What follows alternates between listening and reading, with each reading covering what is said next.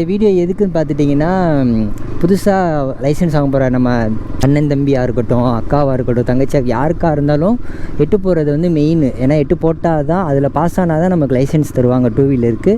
அதனால் இந்த வீடியோ வந்து புதுசாக லைசன்ஸ் வாங்க போகிறோம் உங்களுக்கு தான். ஸோ வீடியோ ஃபுல்லாக பாருங்கள், பார்த்தா தான் உங்களுக்கு வந்து புரியும்.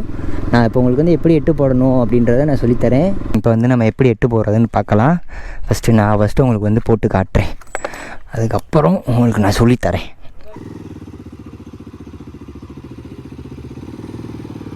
லாங்கு ஏறி அதுக்கப்புறம் கூட வளர்ப்போங்க.